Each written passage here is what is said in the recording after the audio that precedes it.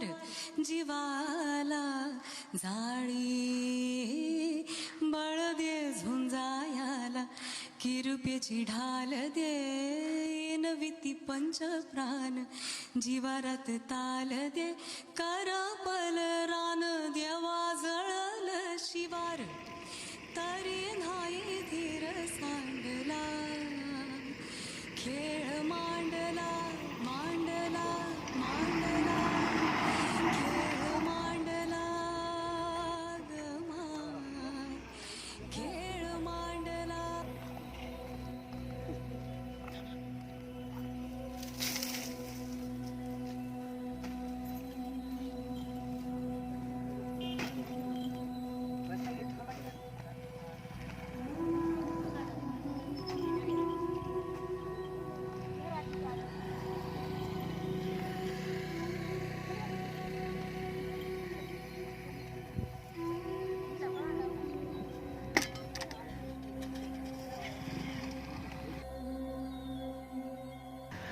झोपडं करून राहत आहे, मात्र पावसाळ्यामध्ये नेमकं कुठं राहत होतात तुम्ही? पावसाळ्यात येतच राहतात. ह्याच्यातच राहता? पाणी जाते वरून, काही घरातून काही पसारा वाहून जाते, काही भिजते पीठ काही बसते बाजूवर, काही कुठं काही कसं तरी पूर वाहून जाऊ असतो. त्या मळापासून पूर येते, गावातून सगळ्या पूर येते. पूर्ण इतकं पाणी जाते मांडे या रोडावर. इथं एवढं पाणी जात असताना तुम्ही अशा परिस्थितीत तिथं राहता?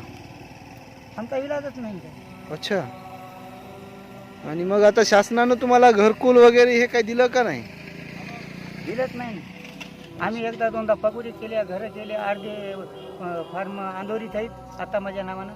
शंकर गोविंद शंकर पोरेवर डॉक्टरपाशी हे तर अर्धे फार्म आणि हलके फार्म वरी पाठवले आणि त्याच्या डोसक्यावर साहेबाच्या हात ठेवलेत ह्या लोकांना की बाबा हे अर्धे कामं करतात आणि आम्ही याला कशा प्रकारे द्यावं, पण उलट त्याच्यावर तयार होते. तुम्हाला पगार पण नाही? पगार नाही, राशन नाही, घासतेल नाही, काही बी घेत नाही. मी काहीच करत नाही. फक्त आम्हाला इथलं काळं पाणी 60-70 वर्षापासून एक दिवस नाही.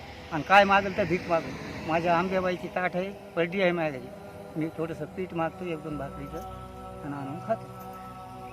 पीठ आणून 12 महिन्याला एकदा दोनदा ते 1 किलो 2 किलो झालेले 200 काय चालू. खर्चा मुलकात असा महागाई आहे. 100 रुपये किलो भेटणं आपल्याला. कोणती वस्तू घ्या 10-5 रुपयेमधली निघाली. अशी परिस्थिती 50 वर्षापासून काढलेली मी. त्या कलियुगात इतक्या अपेक्षा केली की हदीच्याच बाहेर. आणि मला पदवी तर मोठी आहे, भयंकर पदवी मोठी आहे. पंतप्रधानाबरोबरची पदवी आहे मला. तर तुम्हाला इथे समजा या ठिकाणी तुम्ही राहतात, आता तुमचं पावसाळ्यात हे घर गळत आहे का? हां, घर गळतंय, पाणी जाते, मधून पूर जाते. हां, आता इथं मांड्या इतकं पाणी आलं, पाणी कुठं जायचं बघा, तुम्हीच बघा ना. आता तुम्हाला शेती वगैरे नाही? आम्हाला कोणताच खरा नाही, वाऱ्याचा देखील खरा नाही. तर ते खंडाळी गावामध्ये, मथुर तालुक्यातील खंडाळी गावातील लोक तुम्हाला सहकार्य करतात की नाही? करत नाही. तुम्ही त्यांना काय म्हणजे सहकार्य करीत नाहीत? आमचा नाईलाज होता. 10 वर्षाखाली कलेक्टर आलं, शाळाचे घर बांधलेलं, शाळेचे ठीक आहे. बांधला होता, कमरा बांधला होता. ते कमरा पास करण्याकरता आता तर ते जाऊ लागला. या माणसाला मी समरून दवाखान्यात नेवला तो अहमदपूरला. तर कलेक्टर म्हणला की माणसाला काय आहे का नाही. तर ते आमच्या डोक्यावर पत्रवळ्या होत्या. त्या आता ह्या पत्रवळ्या निघाल्या नव्हत्या, पळसाच्या पानाच्या पत्रवळ्या. 50 पैशाला गट्टा ऐकत होता. 100 पत्रवाळी 1.5 रुपयाला ऐकत होती.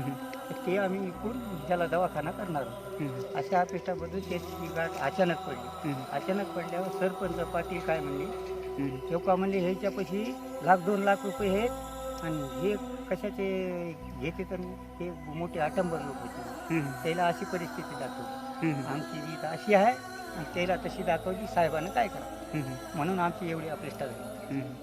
घटना ही घडली. तुमच्या पत्नीला चालता येत नाही का? उठताच येत नाही, धारणं लांबत राहील. तुम्हाला दवाखान्यात नेलं ह्याला, फक्त 4-2 वड्या देते, वाट लावते. त्याला सलाईन लावा, त्याला टानिंग द्या. तुम्ही मायबाप व्हा तिथे. मी अशी काकलूच करतो तरी पण मानत नाही. हे 4 गोळ्या घ्या म्हणते, नीट होतही जा म्हणते, हाकालून लावते बस.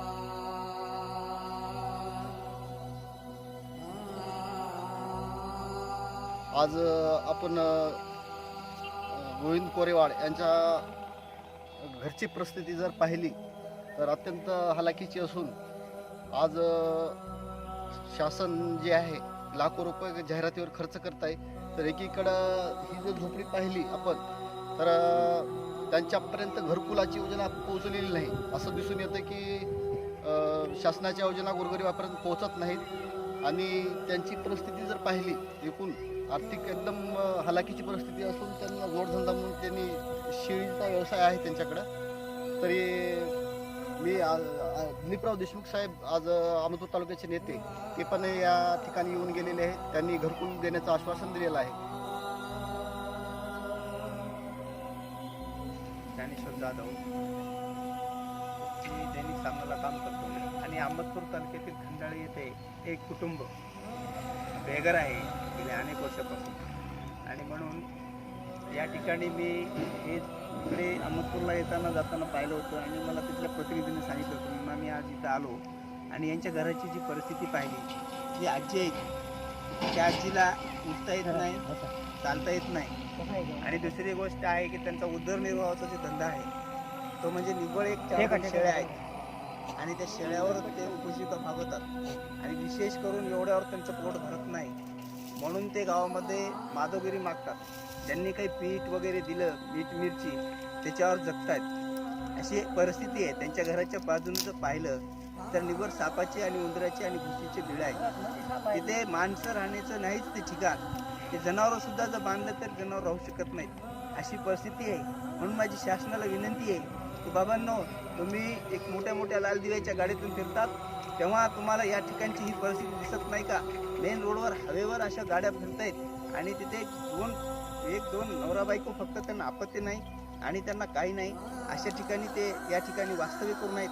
ह्या लोकांना यांची जाण असावी आणि या तालुक्यातील जिल्ह्यातील जे कोणी पदाधिकारी असतील किंवा शासन असेल किंवा जिथले जे नेते असतील त्यांनी तात्काळ या जोडप्यांना तात्काळ घर द्यावं, घरकुल द्यावं अशी मी त्यांना विनंती करतो.